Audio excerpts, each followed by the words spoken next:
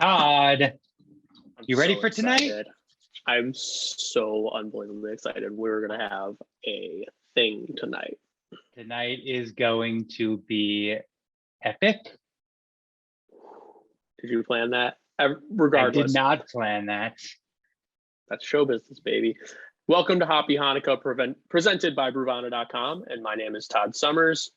And I am Chad Brodsky, and we will be your Jewish drinking buddies and hosts for tonight and the remaining 2 nights of Hanukkah. Sad. Being that is night 6, let's open our night 6 beers.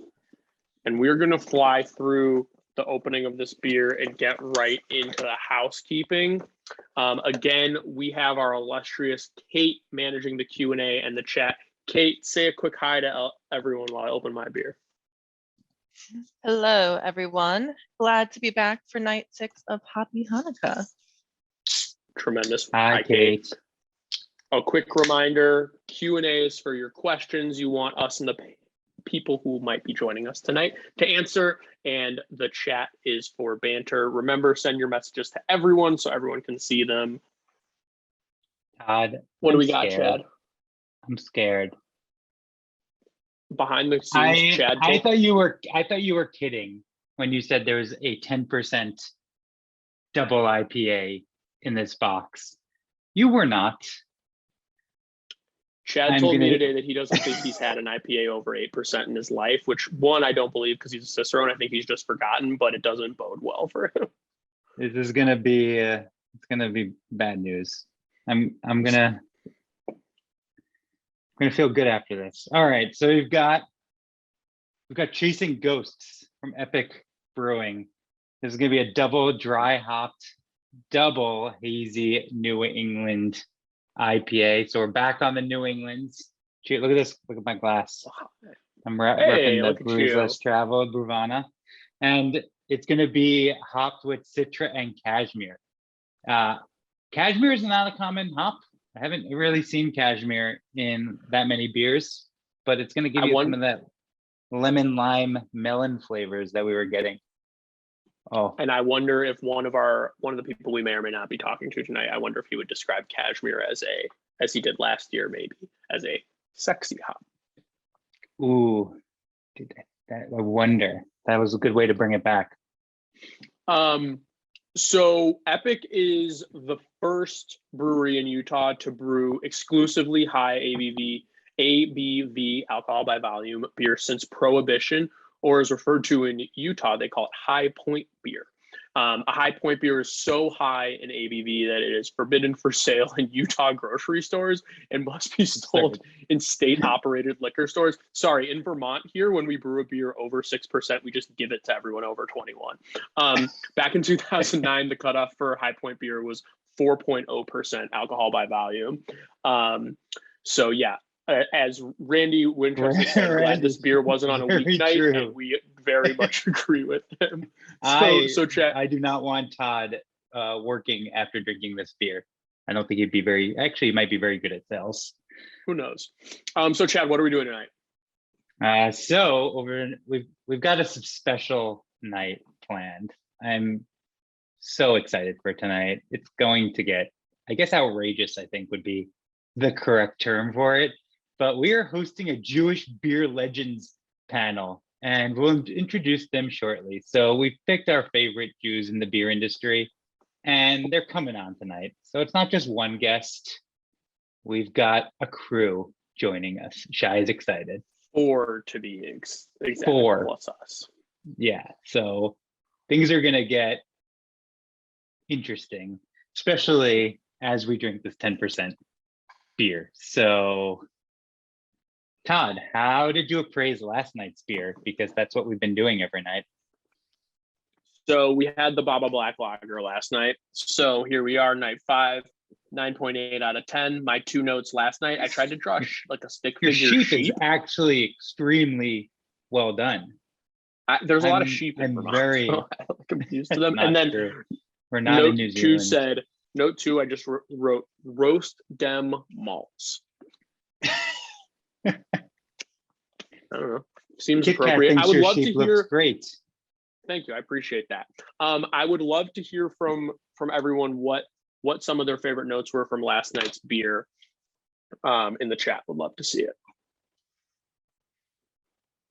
While people are doing that, Todd, look at this sweater plus blazer.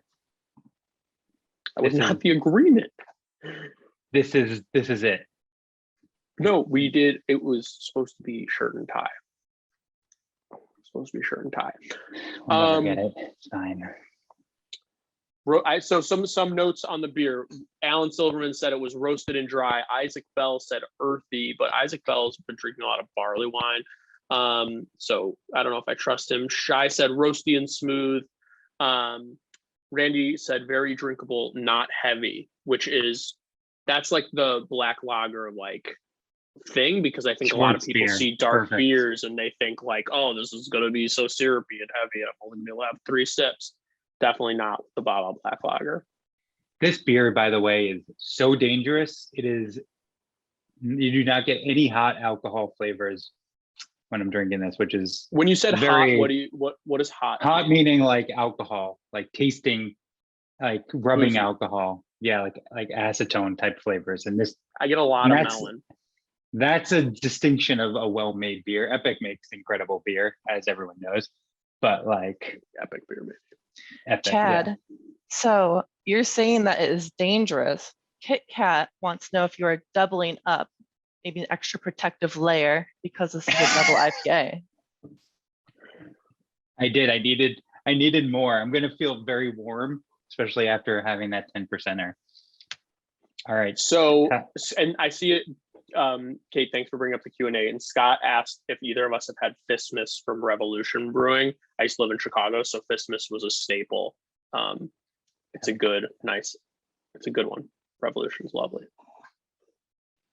Shall we, Chad?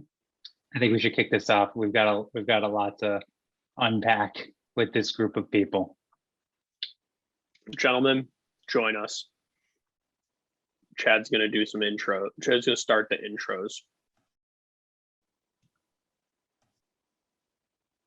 This thing on? Oh my goodness, Dan. Dan, I didn't realize your shirt before. It says Hanukkah. Oh, it's just,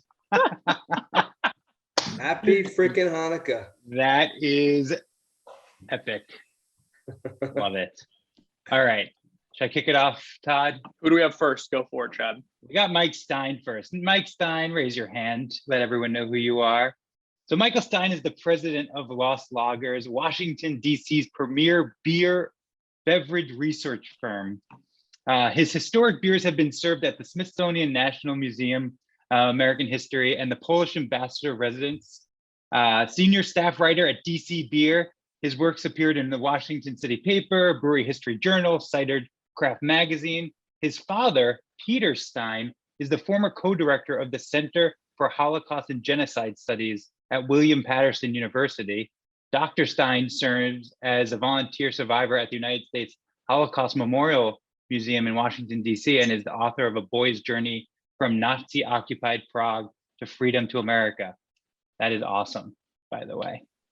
Cheers to Welcome, Mike. to for you, having sir. us. Cheers, Todd. Cheers, Chad. Thanks, everybody. All right, Todd, your turn. Next, we have a repeat customer to the Hoppy Hanukkah live stream. We have Matthew Steinberg. He was with us last year. Matthew Steinberg is the co-founder and head brewer at Exhibit A Brewing Company in Framingham, Massachusetts. Matthew has over 23 years of hands-on experience in the beer industry and is also an active and knowledgeable brewery consultant. He was the founder and brewmaster for Blatant Beer LLC, a craft beer brand he started in 2011 and later sold. He was the head brewer at High Horse Brewing of Amherst, Massachusetts, was the director of brewing operations for Mayflower Brewing Company, and head brewer for Offshore Ale Company on Martha's Vineyard. Matthew is also the first ever guest of Hoppy Hanukkah experience, and he made Goody Two Shoes Kolsch, which was night one's beer. That's this one. Nice. Boom. Awesome. Welcome, Matthew. Welcome back. He So also, happy to have you back, sir. He put me on the phrase Thanks, sexy Darren. hops, which I've used 50 times since last year. Yeah, I'm glad Kashmir came up in that category, in that discussion. It's nice to be here. Happy Hanukkah, Hoppy Hanukkah, all of that. Awesome. Great. All right. Next is Dan Malek. Born and everybody. raised born and raised in New York. Dan's beer journey took him from Atlanta to Denver before settling down and co-founding Stormbreaker Brewing in Portland, Oregon in 2014. One of the region's few self-distributed breweries. Dan's hobbies include eating chicken wings, bringing the community together through beer, and lighting the candles on odd number of nights. We Sounds are about right. very excited to have Tonight. you, and having amazing Hanukkah attire. That is one of my favorites. We were Yeah, I talking don't have about the, Hanukkah the attire. pedigree that Mike had. I was found floating down a river in a basket. That's what I got. Tremendous. Wait, is that this holiday too? Love that holiday. Dan, welcome. Last but certainly not least, you might have met him earlier this week. We have Jeremy Cohen. He's the Cowan. owner and president for Schmaltz Brewing Company and Alphabet City Brewing Company. He created and evolved 5 brand lineups with over 100 beer styles. He started Coney Island Brewing Company and later sold that to Boston Beer / Sam Adams in 2013. Might have heard of them. Jeremy was also the co-founder and the first president of the New York City Brewers Guild, and we are so happy to have him back. Yeah. And he's coming to us live from A bar. he's Bar- in the back of a bar, which is World great. famous Barcade, Jersey City. One of my very favorite posses. The Barcade crew is epic. All you guys have probably been here, and anybody who wants to be involved in amazing craft beer should at least track them down and come out and have some fun. And these fabulous digs that I have for a beautiful Friday night seem absolutely appropriate. So Todd, that's lovely. what is on the docket tonight with these So Jew we ha- legends, beer Jew we have some- legends? we have some questions. We're going to get into that, but before we can dive in, before we can sort of talk about, we're going to do kind of a year in review for you all. But before we do that, when we run tours, at the start of the tour, we do an icebreaker because, we want to get people to know each other. And usually the question is, if you could drink with anyone, if you have a beer with anyone dead or alive, who would it be? But Hoppy Hanukkah, so we're going to ask, if you could have a beer with any Jew dead or alive, who would it be? I'm going to go first because I asked the question, and that's just I'm going to make Chad go last, which is great. If you steal my person, would- I will kill you. Just I saying. think that's really, really mean. I'm not going to steal your person. So for me, I think it would be Freud. He was Jewish. My dad's a psychoanalyst. I was in psychology for a while. I think there are a lot of good comedians on the list of people, but I have so many questions for him that I think having a beer with him would be pretty cool. And I didn't want to take Chad's. So how about we go Cocaine? reverse? I'm sorry. What was the cocaine portion of that with Freud? It's that a you mentioned? beer. It's a beer. I didn't say I was gonna have like 10, So Jeremy, how about you? You go next. We'll go in reverse order. So we'll do reverse order. Reverse back to chronological order. Since I'm the youngest on this call, I really appreciate that. Thank you so much, guys. Okay, dead or alive. I tried once to have a beer with Sarah Silverman. I was shameless because we launched our Bittersweet Lenny's RIPA in New York. It's a tribute to Lenny Bruce, and my friend and this total hero, Michael Dorf, started City Winery. He pulled this whole Jewish music and heritage festival together. He got Louis Black and Jonathan Amos, and he got Sarah Silverman, and it was my dream to have a beer with her. And when she walked up at the end of the show and I said, "Hey, how's it going? We made the Lenny Bruce beer." And she was like, "I gotta go." So Sarah Silverman would be The alive one. the live one. Do you have a dead Oh one? wait, the other. It's Thor. One or the Yeah. Dead, I would have to go. Well, I mean, anybody would go Sandy Koufax, but I am going to go with also alive Mel Brooks, because basically I would say between, you know what? I'm doing Geddy Lee. I'm going Geddy Lee. I'm going Geddy Lee. Honestly, Rush has been on more of my beer labels in 25 years than even Mel Brooks or the Beastie Boys or Sarah Silverman. Geddy Lee, I'm so grateful. And of course, the fact that Neil Peart wrote all the actual lyrics, like honorary Jew. honorary From the band Jews. Rush, by the way, if anybody doesn't know. All right. Name. They know. Dan. Matthew. Oh, No, you, you're going Dan. okay. Dan. Yeah. Sorry. I'm going to take an easy one and have a beer with Adam Sandler. We brewed a beer called Happy Marijuana a few years back. It was a smoked rock beer. It was, not our finest work, but good enough for day 7. So I would definitely do that. I don't think he'd turn me down. I think he'd be happy with it, with having a beer with me. As far as dead, I don't think I'd have a drink with a dead person. So demanding. All right. Fine. Be here all we're week. in. That's the best answer, Dan. All right, Matthew, why don't you go? I toiled with this a lot, and don't worry, Chad. And we, my whole approach with this was, I don't care I don't want to talk about beer with this person. I want to just experience the moment, right? And so I thought about it, and I was like, the 14-year-old in me wants this to be with David Lee Roth. I just think that I want to party with Dave. I want to get to know Dave. I want to share my beers with Dave. But I feel like he'd be a dud. Like, he's probably not as cool as we think he is. Certainly not Year. anymore. David Lee Roth, what year, Matthew? It would have to be when I was 14. It would have to be 1980 something. Yeah. Let's call it So 80, you're, so you're a 84, 14-year-old 85. drinking alcohol with a grown man. Right. Could get This weird. doesn't seem right. So my brother did suggest earlier several excellent choices. I believe that, yes, Happy Hanukkah. That's my son. Okay, dinner's ready. We're eating late tonight. I would say that Sammy Davis Jr. is who we want to have beers with, and my brother has to be there. And we're just going to talk about music and nightclubs and smoking. So he'd be my dead one. I do have a live one. The live one's got to be Dave. I guess it's Dave. Love it. Yeah, That's a solid list. Mhm. So, Mike, you're last. I have a feeling that your list, I feel like you've got some good choices left.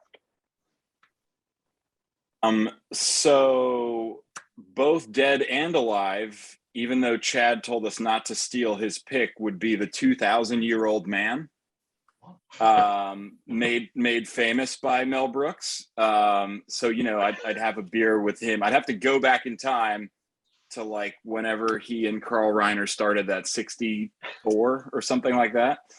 But yes, so Mel Brooks is the 2,000-year-old man, you're right? killing The me, Mike.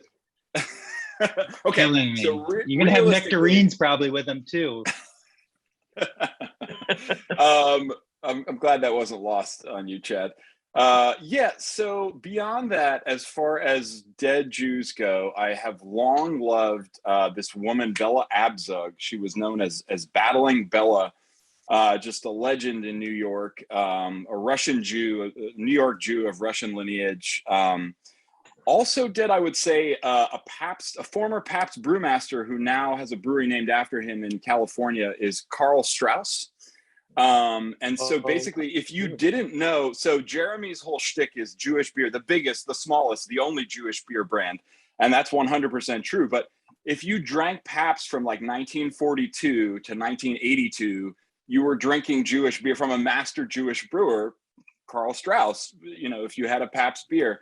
And his whole thing was to make every beer churned out of Pabst a better beer. And then in 2005 or 2008, whenever it was, Karl Strauss opens in California, and that brewery is still around. They have maybe 1 or 2 satellite locations as well. So I'd have to say, and his name is Karl Strauss. This must be the best beer you ever tasted, or my name's not Karl Strauss. It's like really like almost like it's like a governator. He's kind of got an Arnold, even though he's not Austrian. He was German originally, but so I'd say Karl Strauss. Yeah. Nice.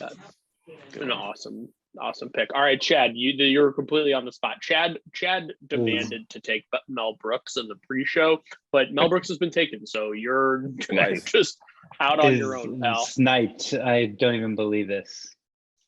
We agreed, guys. We agreed on this. Whatever. I'm going Moses. He parted the Red Sea. He's got to be awesome. He's got a giant staff. He might not be able to talk much, but I'm sure he can drink. And so Moses. I don't. No notes on your choice of Moses. Maybe yeah. Moses was Like- the connection. In the chat here, between- someone mentions there's no reason that Chad can't also have a beer with Mel Brooks, but I'm guessing that Chad doesn't want to hang with Mike, maybe, and that seems a little. I don't quite understand the reasoning. Is there no thing there? Maybe We can Moses could be the connection between the beer drinking culture of the Egyptians, which we all know is one of the oldest beer drinking cultures in the world, and the future, not quite get to the promised land, but pomegranates, figs, dates, and grapes, and all that jazz. So maybe it turns out you are hanging with the transition between two civilization evolutions. So I'm down with Moses. I'm good to go. I turned this into a. Dan's back. Okay, I got worried. I thought there. someone kicked out Dan. I'm back. He was upset about Okay. Mel. All Did I have a let's- question think the that I chat- missed?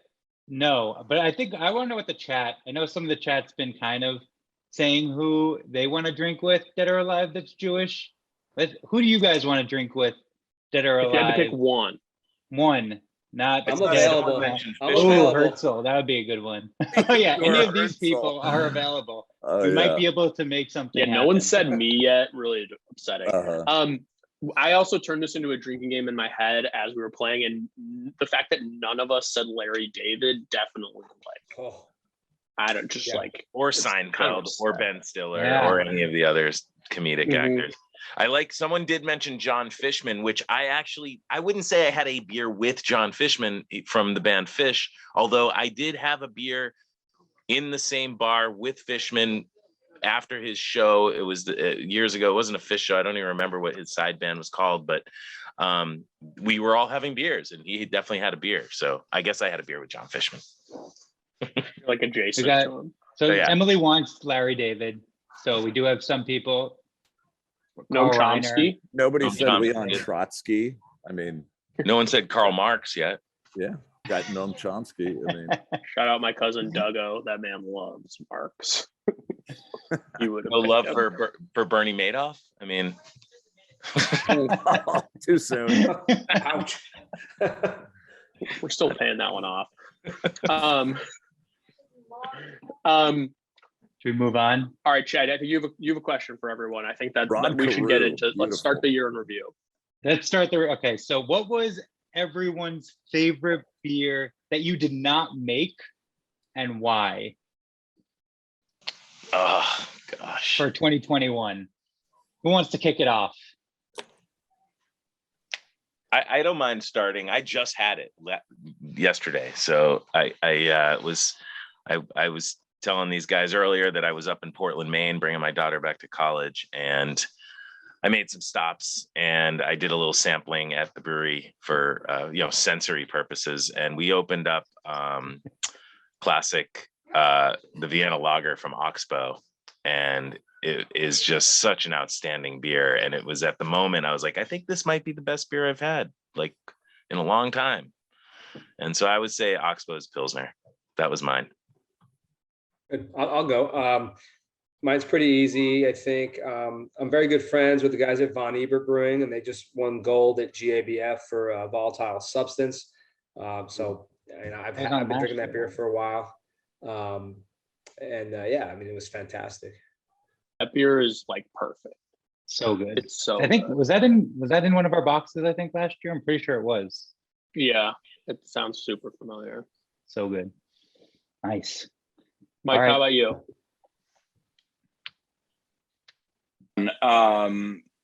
I would have to say, so my beer history research firm, Lost Lagers, was involved, but I didn't physically brew this beer. It just came out last month from Edmunds Oast Brewing Company in Charleston, South Carolina.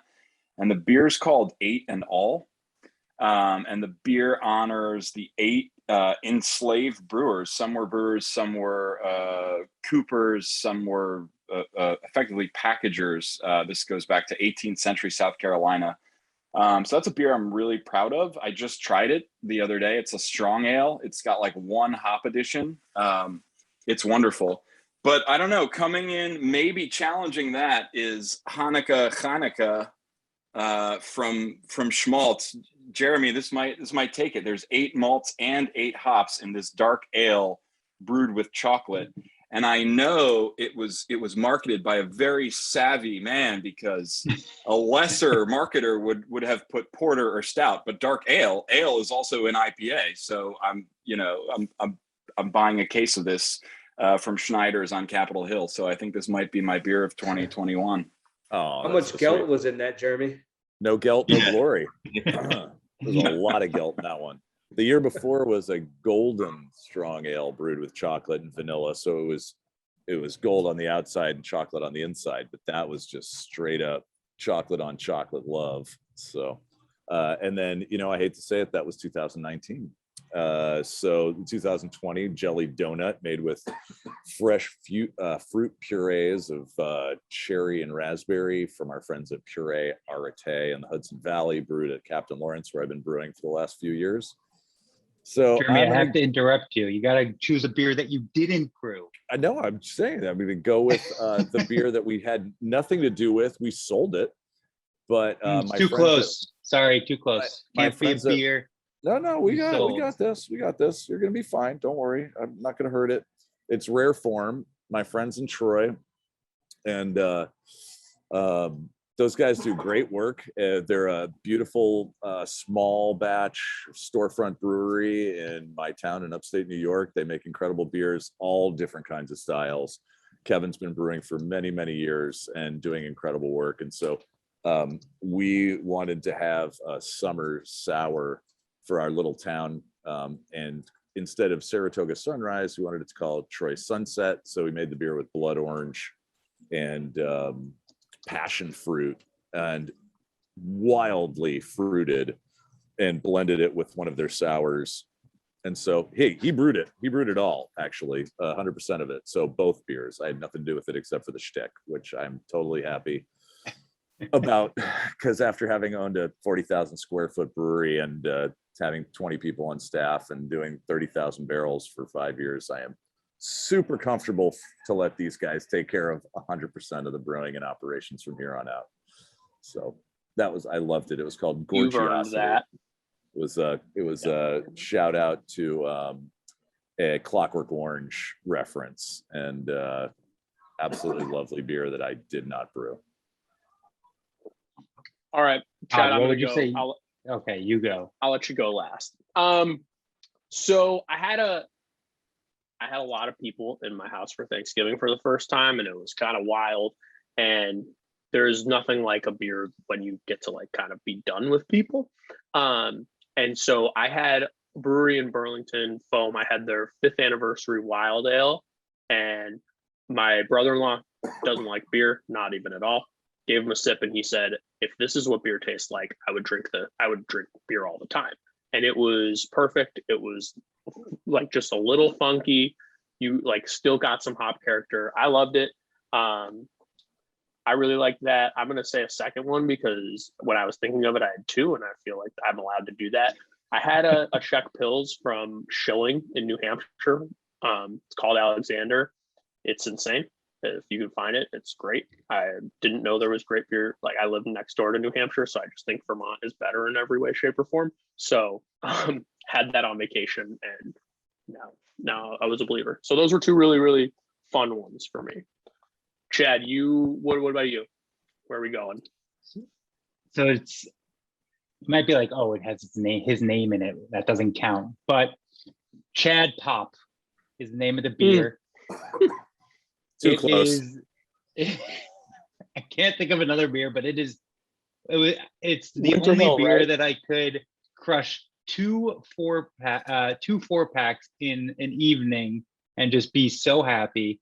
It's a goza, essentially a goza with lemon and lime juice added to it. It's so crushable, and it has my name in it too, which is just also cool. Winter Hill Brewing, and out of Somerville. That That would be great. mine. All right. Had nothing to do with the name either, Jeremy. No relation. They were making fun of Chad's. It's definitely not a positive reference towards Chad's. but it's okay. I like to elaborate still on Chad's love it. story because I always have more context. But Chad comes into a morning meeting on a Monday. He had been running a tour, I think. Is that right? You were at Winter Hill running a tour, and he introduces himself to the bartender. Chad doesn't run tours anymore. He's, sort of sits up, and the bartender goes, "Your name is Chad?" And he was like, "I have something for you." Chad had heard about the beer, and it was kind of this like serendipitous moment, and he left with those 2 4-packs that he drank, which I think And a was hilarious. towel and a beach towel. Hey, I'm going All to right. interject That's here before you get to the next round of your questions. Please because do we it, Kate. do have a question from Randy. He's read that some of the old traditional North German ales, like Alt and Kolsch, were brewed by Jewish brewers, and that Alt was a traditional Hanukkah beer. Does anyone care to elaborate or can I elaborate? wish we had a beer historian that could maybe tell us something That's what I'm thinking. about some historical reference to beer. Right Do you here. think anyone? Oh, we do. I'll take That's first lucky. crack. Thanks, Chad. Yeah, so it's a really good question. Whether or not Kusch from Cologne or Düsseldorf alt beer are Hanukkah traditions, that's a little bit speculative. What I can say is that brewers in the Palatine, in the Oberpfalz, in the Palatine, which is a little south of Cologne and Düsseldorf, brewed and still brewed today Zeugel beer. And the Zeugel Brewing has the star of what we would identify as the Star of David, the double triangle. And the triangles represent earth, water, and fire. And then, so the 3 elements, and then barley, hops, and water. It's like a pre-yeast symbol. If you consider the timing of Hanukkah, though, too, here we are, it's December 3rd. There would definitely be, Kolsch and alt beer tappings around this time of year. Früh is one of the most famous. I love Früh, Kolsch from Früh in Cologne. And their origin date is 1904. And so I can't speak to whether or not Jews were making Kolsch in Cologne in 1904, but I can tell you that in Russia in 1904, 20% of the labor force was Jewish. So if you lined up 10 Russian brewers, 8 of them would be German, and then 2 of those 10 would be Jews.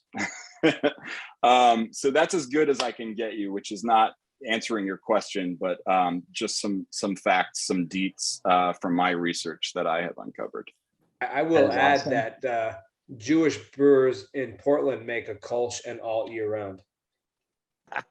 Same with Always on tap Massachusetts. at our place. Same with Massachusetts. Nice plug, guys. Love it. I wonder who those people might be. Can't imagine. It'll be really tricky. Okay, so so Chad and I were talking about, we were doing our prep, we were talking about questions and themes we wanted to explore tonight. And so something that Chad and I Chad doesn't need to be doing a live stream every night. He's a CEO of our company, like I said, about running tours. It's something that both him and I super appreciate because we're super proud of being Jewish. We love the Jewish people in our life. It's really important to us. So we were thinking just sort of about the theme of pride. And so we wanted to know, that's in the back of all of his Zoom calls. He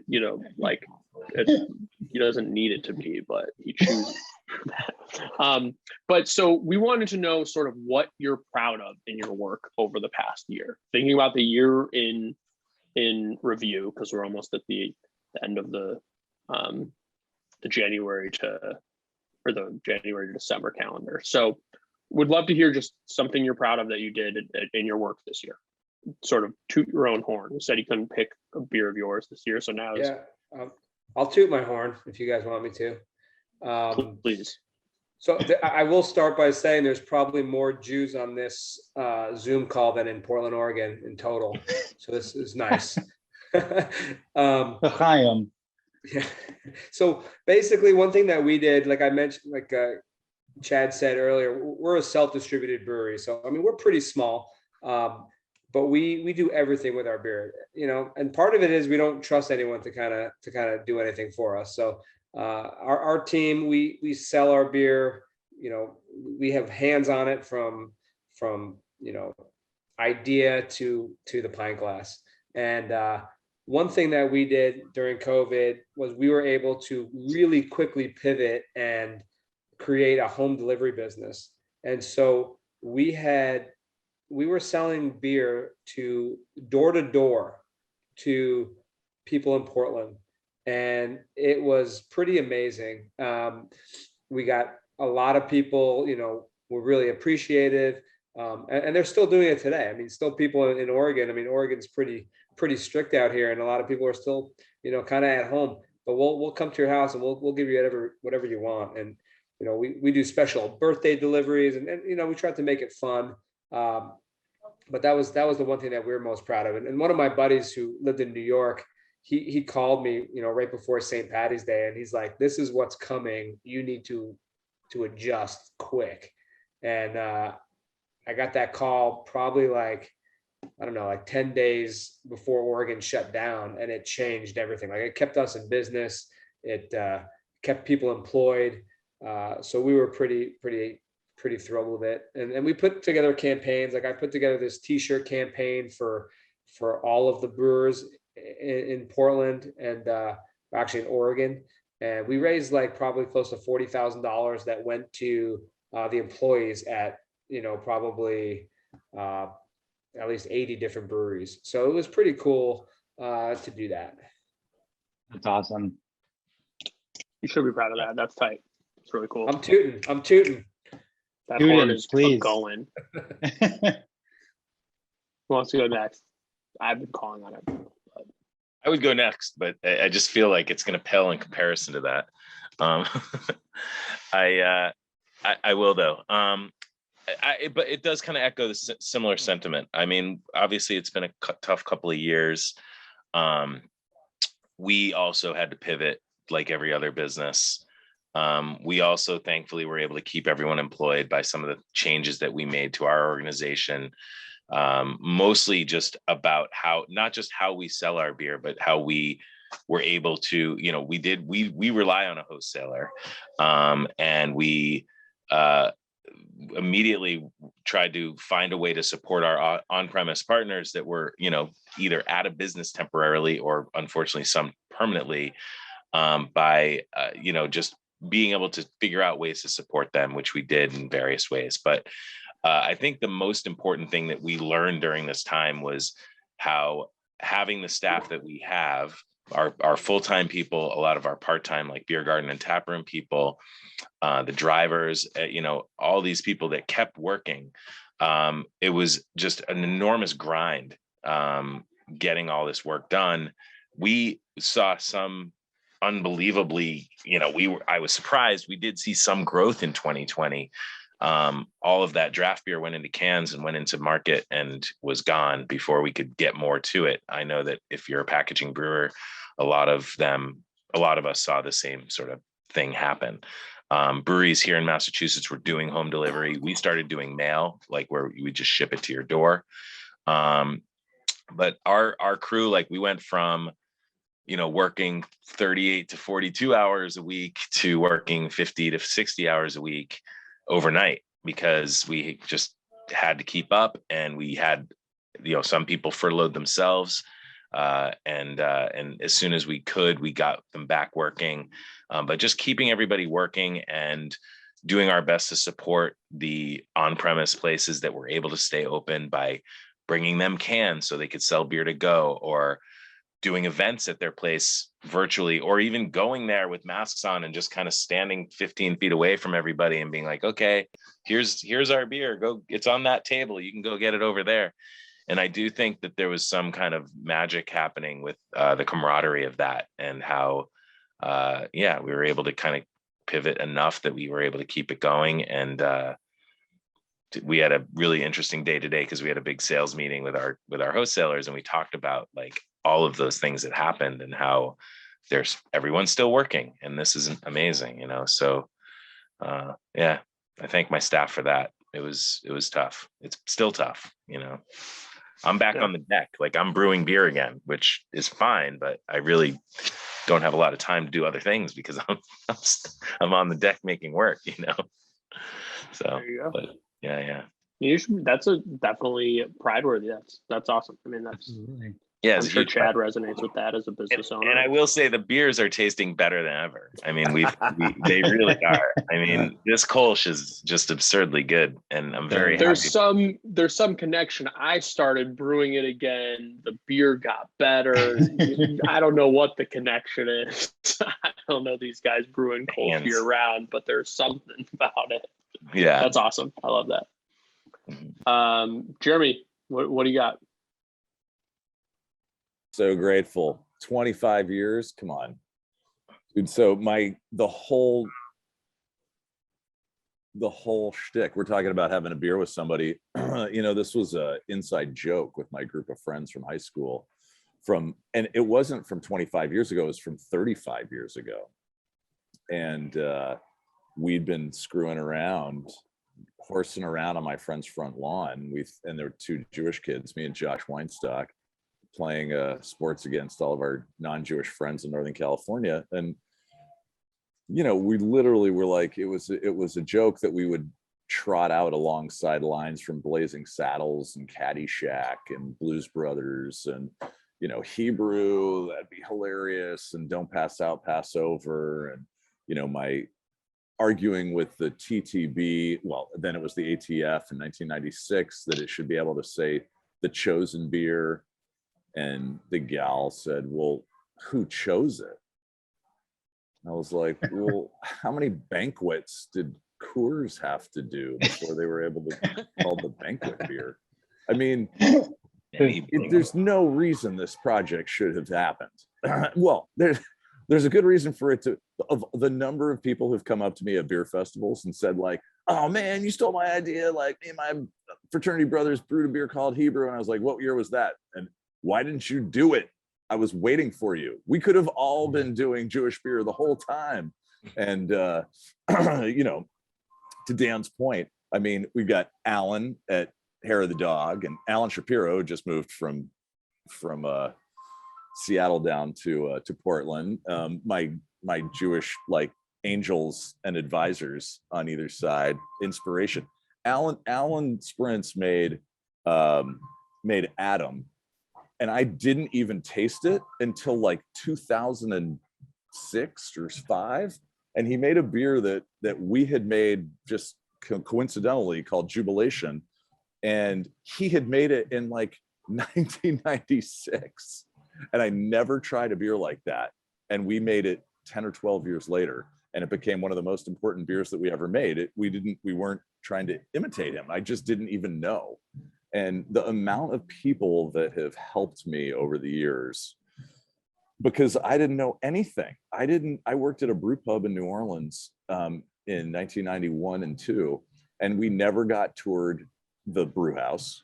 I didn't know what malts or hops were. When I started Schmaltz, it was 100% a funny label and a lot of punchlines. But I was so lucky to hook up with really great brewers.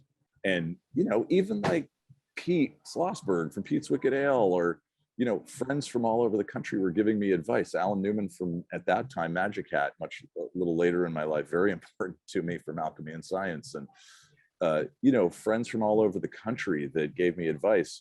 That all happened over and over and over, year after year after year. And this tour that I've been doing, which I don't know if you guys even realize, but you're on my grand finale farewell tour, 6th night of Hanukkah, right? 6th? Yeah, 6th.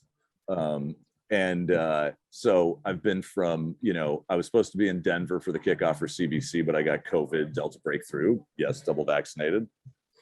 Baruch Hashem. And so I've had San Francisco, Troy again, Philly, you guys twice, the Forward with Rob Eshman, virtual, amazing night. And tomorrow I've got Brooklyn with some of my OG peeps for Hanukkah versus Christmas, the battle royale of beers, bringing together Ryan from Ebbs and and Brian from Mainstay. And then next week at the Independent in Tampa. And like 25 years. I mean, Bill from Victory and Mark from Iron Hill and the guys from Two Brothers and Ricardo in San Francisco coming to the Toronado, my old neighborhood in San Francisco. Like how kick-ass it is that we are all able to celebrate and make it happen. And on the one hand, like it's really badass, like all you guys making it happen in this industry that really should never have existed. It was 2% of the market and 700 breweries when I started, and it was crashing in 1995 and 6. And the fact you're proud of the process of like what got you to the 25-year mark. You're proud of everyone along, like the relationships, the people, the whole thing. I was riding coattails for years. And then once I finally realized what I was doing, I thought I was starting a Jewish nonprofit. And as I've joked about in many speeches before, you know, synagogue brotherhoods and Hillel events, I was not profitable Jewishly for many years. But it wasn't until brands like Dogfish and Stone and Victory and Allagash inspired me to like, no, I'm starting a beer company in 2005, 6, and 7. That's what we did. And then 5, 7, and 6, 7, and 8. And then anniversary beers and the Jubilation series and our IPA and barrel-aged sours and all this stuff that we won all our awards for, and building the brewery in Clifton Park and having a tasting room in Troy. Like that stuff is so meaningful and exciting and fun and interesting. And I'm just looking forward to seeing what all the energy of this industry, it's still there. It's not, I mean, there's 10,000 breweries, which is not something to be upset about. It's something to see as an incredible next step for what could come. So, you know, if we can get this industry to stability and growth, I think we have a beautiful future ahead of us. And I'm excited that I even got to this point. I'm really, really humbled by how many people helped me. So, you know, Exodus 2021, that's what I'm proud of this year. It's pretty lovely. Yeah, very We're excited. gonna miss 25 years. Awesome. I'm not going anywhere. I'll be in Barcade in like Williamsburg tomorrow. You're Barcade. All right, Mike's turn. Mike's turn. Last but not least, saving the best for last. No offense. I'm really proud of the work I did this year. I talked a little bit about 8 and All, the beer that came out with Edmund's Oast, because basically what we did was we looked at this this dude who was a Revolutionary War hero. His name was Edmund Egan, but really his brewery and his profitability in South Carolina and Charleston, the city of Charleston, was built upon enslaved labor. And that's kind of the thread that my beverage research firm, Lost Lagers, has been pulling, because all across the US, the first commercial brewery, you know, had Black labor at the start. And obviously this is night 6 of Hanukkah. This is the chosen, you know, this is the tribe, Jeremy, as you have on your can here. But the point being, it's allowed me to set up what 2022, 23, 24's work is going to look like. I'm on the League of Historians for the Chicago Brewseum, and this year I presented on Jews in beer before, during, and after the Holocaust, and that was a presentation I got to do with my dad. So that was wonderful. But I also uncovered that there's this pivovar Stein in Slovakia. So my dad was born in Prague. The Czech Republic's right next to the Slovak Republic. Long story short, I had no idea the Stein pivovar, the Stein brewery in Slovakia, was the 3rd largest brewery, and that the Stein pivovar now produces this other brand. And the guy who produced this brand in Slovakia in the 30s and 40s was a member of the Slovak resistance. He was murdered by the Nazis in 1944. But this guy, Yaroslav Raymond, presumably a Catholic dude, straight up like fucked up Nazis by helping the Slovak resistance. And I found all these stories in 2021 that we were sort of able to reshape. You know, the Holocaust narrative is so often sad and depressing, and we wanted to make it inspired and passionate and thoughtful. And we were kind of able to do that with stories of resistance and resistors, which have always been there, but it's just now coming out. And it's really the same with these stories of early like colonial brewers and stories that are just coming out, you know, yeah. So I think that's kind of the work, the historical thread pulling in 2021 that's setting up 22, 23, 24. I can see it, I can see the outline now. That's awesome. Very good. The chat's blowing up. Bear Jew, or Beer Jew from what movie was that? Was Inglorious Bastards. Come on. Inglorious Bastards. I can't believe I forgot that. That was bad. All right. That was awesome, guys. You guys should all be very proud. Yeah, those are all special, Tough and they're year, so unique to like the perspective. What's cool is having 3 brewers and beer company owners and a historian is thankful for or proud of like not so different things. It's the things you've accomplished, things that like will advance the industry in some way, shape, or form. So props to all of you, as we say in our morning meetings. I have a particular question for Mike. He keeps mentioning he's the president of this beverage research firm.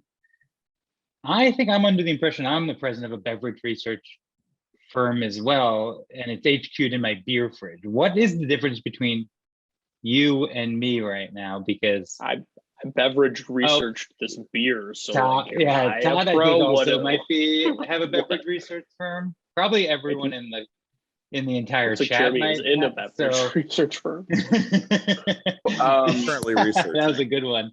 Barcade, Currently every researching. bar. So what does it mean? What does that mean for real, Mike, on that? For real, it means we work with breweries, museums, small and large, and other, organizations, institutes that will pay us to research beer or beer-related topics for them.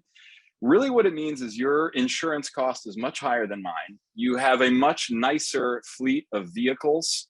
Like I don't own any vans. I so wish I had a van that I could like hop out of, Mr. T style and be like, I'm here for the archives. Like open them up. Show me the 18th century docks. But it doesn't, and yeah. So long We can make short, that happen, maybe. You spend many hours in the brewery touring people around, giving them a taste of that. I spend too many hours in the archive behind a screen if the archive is digitized, which fortunately more and more of them are getting. So that's the main difference. So looking at beverages throughout history and how it's changed and finding those stories like you mentioned from exactly. Yeah, and then convincing people to go with a good story over a historically accurate recipe, because all of the old beers we make true to recipe have they're just like meh at best. So they work on a homebrew scale. They don't scale well commercially. Nice. We have a tour guide. I don't know if you know our guide Malcolm, but he wrote his PhD dissertation on the history of the Pilsner. So we'll have to connect you with him. Please pass along my info. Yeah, I'd love to talk. Very, very cool that is a field that exists. So we're over time, but we have one more question. So I'm going to make you sort of give us a kind of, this will be sort of a yes or no question, and like give us the short answer here. I want to know, and Mike, you're sort of, we gave you that question, so you're kind of like out of this one. So this is for the brewers. Favorite beer you brewed this year?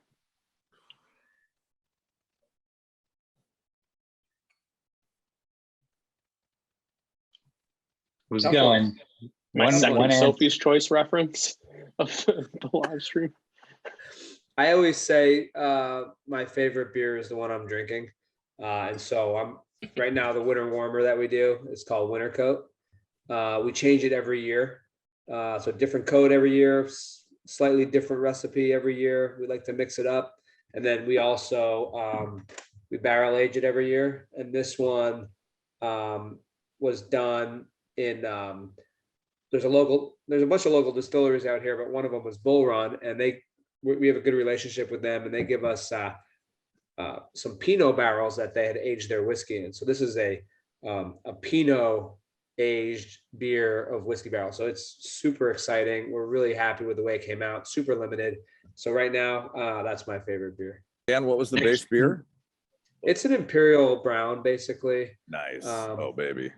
Next yeah, year, it's can we, it's Dan, next year, can we do winter coat, but like this coat for us? Ugly. I'm just saying, Dan, Yes. I got Ugly. some trading. we can do it.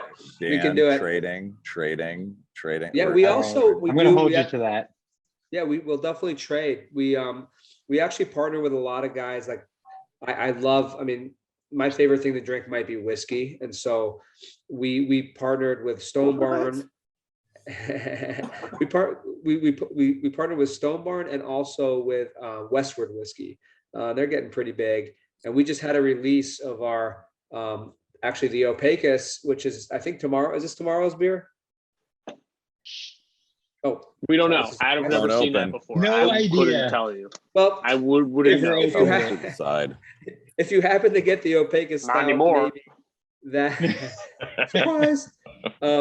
This beer, we made a whiskey wash for Westward Whiskey, and so these guys, it's kind of double aged, double distilled. They put it into the barrels, took it out, distilled it again, put it back in the barrels that the beer was in. It's amazing, and we just released a limited amount. Australia only, like, and I have the only bottle in Portland, which I'm like super stoked on. So I can't share it with my friends unless they come over, but they'll do a release locally soon. But it's phenomenal. I think Australia just reopened. Can we just try it there instead? I mean, Yeah, it's a short flight. yeah. All right, It's not cheap in Australian dollars though. Matthew, what do you got?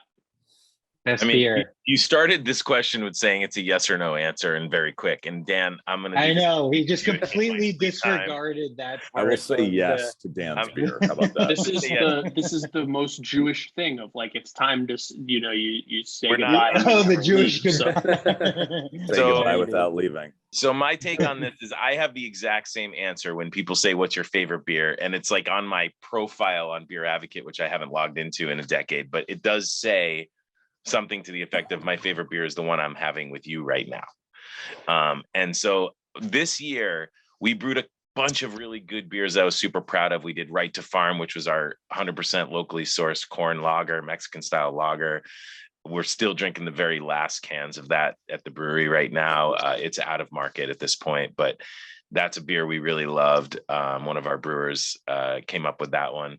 But I think the beer, we didn't brew it this year, but the beer we packaged this year that was my favorite is a beer called Time Served.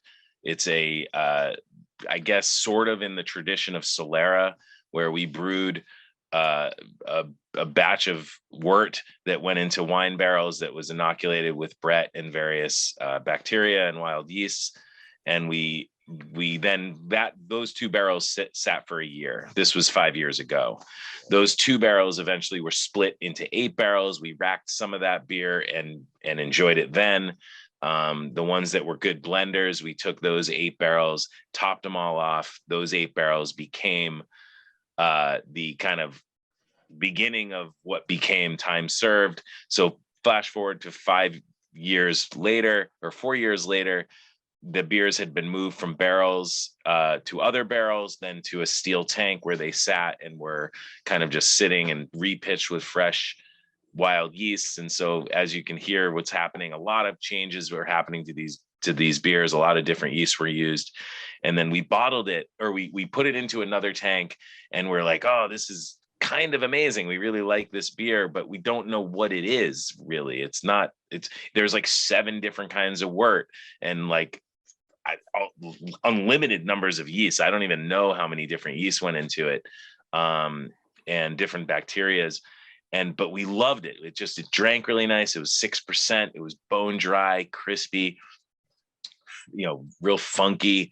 So we called it Time Served, and we bottled it into half-liter bottles. We still have very little left. But that was one of my proudest moments, I think, of having a beer that took so many different, it went through so many different kind of life cycles. It was re-fermented several times, if you will, by adding more fresh wort, more yeast, whatever. And then we conditioned it. And yeah, it's just an outstanding example of wild beer, I guess, or a lack of a better term. But yeah, time served. It's a good one. I Chad, wish I how had- far are you Alright. from Framingham? I can mail you What? beer. Chad, just go get one for me. Vermont I know, has I mail should service, right? I'm like know, we're 20 fine. minutes from there. But All come right. on, I mean, the Jeremy, we Kolsch have is really, the 30 the Kolsch is still my proudest moment. It why don't I always meet Kolsch you is will be. at the- delicious. You It'll have be the one I 30 brag about on seconds my because deathbed. we are We can meet way you at the over truck stop in Lee. time. I'll meet you there. That's fine. Jeremy, you got 30 seconds because we're way over time and Good luck, Jeremy. like Go That's to your- our website and hit There we are. alt liquor. product placement. It is 4 years of our jubilation, including a crazy ass funky jubilation concept that we had very much similar to Matthew's blending of barrel aged sours for many, many years. And this is brand spanking new, aged in a Pappy Van Winkle barrel for 9 years and only available online or at our tasting room. It's called Schmaltz Liquor Small Batch. And then, of course, my very favorite beer right now is the very last beer that we will ever package for Schmaltz Brewing. But I don't even have because I drank it the other night with you guys online. Get it. Get some. Exodus. Yes, that a boy. Get more of it. Exodus 2021. Thank you guys. It was Delicious. All over the very, East It was very so good. good. California, So a good. little bit of I need Iowa, some of a that. little bit of, I don't know, some other places. So please get it, hit our website, Facebook, yada, yada, yada. But I am really, Alright. really proud of it. And it's pomegranates, figs, dates, and grapes in a barley wine. Are we literally cutting off like it's about to? And then We're about to say goodbye. This Happy was we Hanukkah. can easily Thank you. talk for hours just drinking and like hanging out, but we do have to call it a night. This was awesome, guys. Thank you all for Thank you. joining. much. Chag Sameach, Randy. I love it. You guys are awesome. You all make amazing products, including your product, Mike, of beer research. And always happy to have you on. So thank you guys and happy Hanukkah. Tomorrow, Todd, Happy Hanukkah. 9 See you at PM. 9. I'll see you at 9 tomorrow. Maybe we can nail the outfit. I'm gonna try that. I think this is my go-to from now on. Sorry. All right, bye everyone. Bye. Good night. Thank you Happy all. Hanukkah. Appreciate All it. right, thanks, everyone. Hanukkah.